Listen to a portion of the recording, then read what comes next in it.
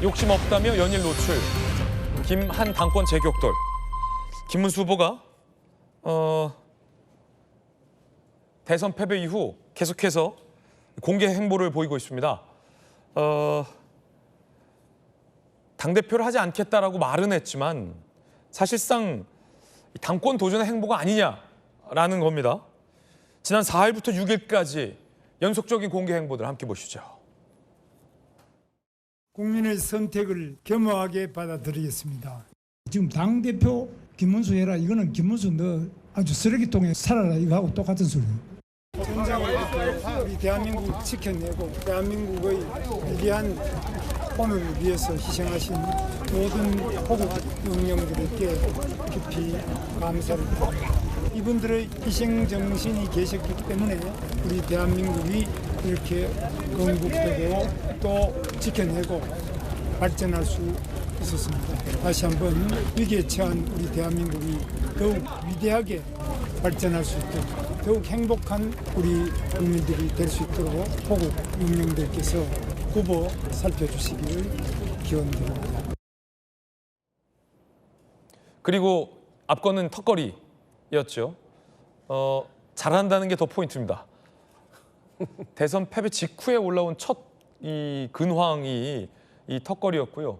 이 턱걸이에 이어서 턱걸이 봉보다 더 두꺼운 이 대형 훌라후프를 돌리는, 사실은 이 동네 약수터들마다 이런 고수들이 한 분씩 계시긴 한데 이 대권 후보가 대선 패배 직후에 이걸 올려서 당 내에서는, 사실 야당 내에서는 김문수 후보가 말은 당대표를 안 하겠다라고 하지만 사실상 당권 재도전, 첫 도전이군요. 당권 도전 공개 행보로 해석이 되고 있습니다. 나경원 의원, 안철수 의원과도 회동했습니다. 턱걸이를 잘하는 게 의외의 포인트예요. 자, 안철수 의원과 만찬, 나경원 의원과 차담, 대선 공동선대위원장을 맡았죠. 당에 대한 걱정, 현 상황에 대한 우려를 공유, 당대표 염두에 두고 만난 건 아니다라고 측근은 부인하고 있지만 이 심상치 않아 보인다는 거죠. 그리고 윤어게인 집회에 모습을 드러내기도 했습니다. 결정적으로 말이죠. 버스 타고 가다가 말이죠. 버스 타고 가다가 윤어게인 집회에 인사를 했습니다. 이게 우연이라고 보기엔 너무 윤어게인이군요. 이게 우연이라고 보기에는 너무 윤어게인의 버스라. 자, 이걸 어떻게 봐야 할지. 그러자 친한계의 김종혁 당협위원장이 이렇게 비판을 했습니다. 친한계입니다. 김문수 후보가 윤어게인 집회에 참석, 정광훈 목사는 자통당이 접수해야 한다고 한다. 국내임이 첩첩산중이다. 라고 비판했습니다. 자, 그러자 김문수 후보 측의 반박은 이겁니다. 병문안 가는 중이었다. 아주 많이 편찮으신 형님 입원했다. 그렇죠. 김문수 후보 나이가 있는데 김문수 후보가 아는 형님이라면 이 건강상의 문제가 있을 수 있죠. 서초역에서 버스 환승한 것뿐이다라고 해명했습니다. 그런데 친한계에서는 저걸 그냥 행보로 보고 있지 않습니다. 박정훈 의원입니다.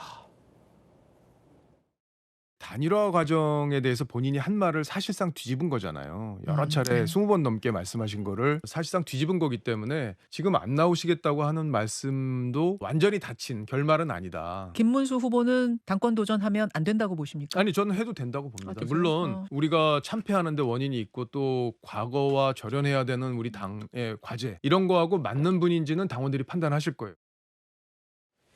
친한계의 입장은 이겁니다. 당권을 도전해도 되지만 안 하는 것처럼 말하면서 결국은 할 것이 아니냐. 이게 당의 개혁과는 맞지 않다라는 비판을 하고 있는 겁니다. 일종의 견제로도 볼 수 있을 겁니다.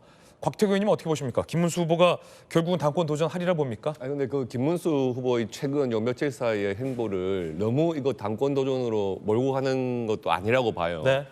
사실 대통령 후보로 나와가지고 40%가 넘게 득표를 했던 후보이기 때문에 국민들께 감사하다는 인사 당연히 해야 되고 예.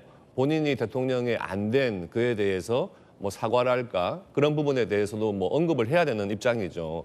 그리고 공교롭게도 6월 3일 대선이었기 때문에 6월 6일 현충원 참배도 직전 대선에서 후보로 나왔던 분이 참배하는 것도 굉장히 자연스러운 그런 행보라고 보여집니다. 네네. 다만 그것을 너무 당권 도전으로 몰고 가는 것도 맞지 않지 않나 하는 생각이 들어요.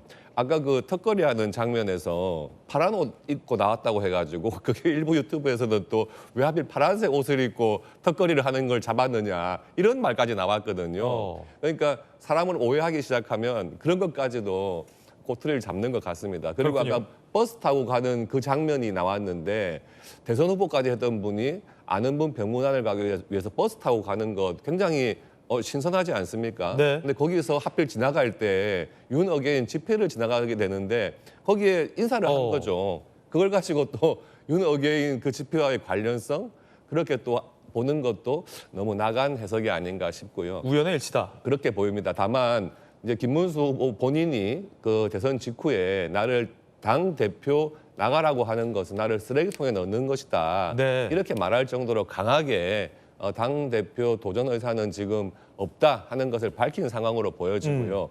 그렇지만 당 대표라는 것은 본인의 의사와 플러스 또 당원들의 의사가 있는 거죠. 만약에 당원들이 정말 우리 김문수 후보 훌륭한 사람이고 다시 당을 한번 맡겨볼 만한 사람이다. 이렇게 해서 당원들의 여론이 형성되고 한다면 뭐 생각이 바뀔 수 있다고 보여집니다. 그렇지만 요 며칠 사이의 행보 그걸 가지고 당권 도전을 선언한 것이다. 이런 식의 해석은 좀 나간 것이 아닌가 생각이 당권 도전은 아닐 것이다라는 의견이에요. 예. 박승민 최고는 어떻게 보십니까?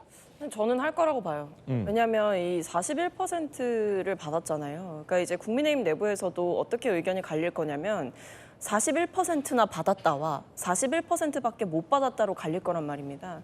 그렇게 되면 이제 41%밖에 못 받았다라고 보는 측에서는 김문수가 웬 말이냐 아마 이렇게 할 거고 41%나 받지 않았냐라고 하는 분들은 이 김문수 후보가 가지고 있는 득표율은 결국 김문수 후보의 조직력이라든지 팬덤을 의미한다 이렇게 해석을 할 거고 김문수 후보가 충분히 이 당권 도전에 나섰을 때 확보할 수 있는 지분이 존재한다. 그러니까 안정적인 당선이 가능하다 이렇게 판단하는 분들이 있을 거란 말이에요.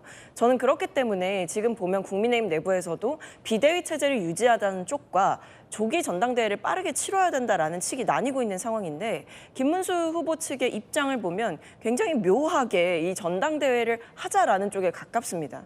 그렇기 때문에 저는 김문수 후보가 여전히 어떤 공개 행보를 보이고 있는 것, 그러니까 본인이 뭐 잘 지내고 있다라든지 아니면 뭐 건강하다라는 것들을 계속 과시하는 이런 모습들이 결국에는 이제 어떤 잠적기를 가지지 않고 일종의 뭐 휴지기를 가지지 않고 계속 뭔가 정치 활동을 하겠다라는 의지가 있는 게 아닌가로 읽히기 때문에 네. 전당대회가 열리게 되면 저는 출마할 거다. 그 41%를 무기 삼아서 적극적으로 이 당권을 잡는 데 나설 거다라고 생각합니다. 그렇게 저 생각하시게 된 결정적인 장면 어떤 겁니까? 그 윤어게인 버스입니까? 아니면 훌라후프입니까? 턱걸이가 아닐까. 턱걸이다. 너무 잘했어요, 턱걸이를. 네. 아니 그러면 지금 저 박정훈 의원 같은 경우는 한덕수 총리와의 단일화 과정에서 20번 넘게 한 말을 뒤집은 분이다라며 전당대회 안 나갈 거다라는 말도 결국은 바꿀 거다라고 의심하고 있는데 정혁진 변호사님 어떻게 보십니까? 이 한동훈이냐 김문수냐 결국은 이 싸움 아니겠어요? 글쎄요. 지금 일단은 그 김문수 후보가 얻은 득표율 40% 턱걸이로 넘었습니다. 그런데 저는 어떤 생각이 드느냐. 만약에 김문수 후보가 아닌 다른 후보가 나왔으면 40%를 턱걸이로라도 넘을 수 있었을까? 그런 회의가 조금 들거든요. 왜냐하면 김문수 후보의 인생에 감동받아가지고 마음을 바꾼 사람들이 주변에 의외로 많이 있는 것이 아닌가. 저는 개인적으로 그런 생각을 네네. 하고요. 그런데 그럼에도 불구하고 대권과 당권은 다른 거 아닌가? 저는 그런 생각하고요. 그다음에 셰익스피어가 뭐라고 이야기했느냐? 뭐라고 했습니까? 끝이 좋아야 모든 게 좋다라고 이야기했어요. 그러니까 지금까지는 김문수라고 한 사람 다시 한번 봤다. 정치인 김문수 다시 한번 봤다. 저분이 조금 더 일찍 나왔으면 어땠을까 이런 생각들을 하지만 만약에 당권에 출마했다가 당권 도전을 했다가 실패한다. 그러면 여태까지 쌓아온 것 자체가 많이 이렇게 잃어버리는 거 아닌가? 저는 개인적으로 그런 생각을 하고요. 네.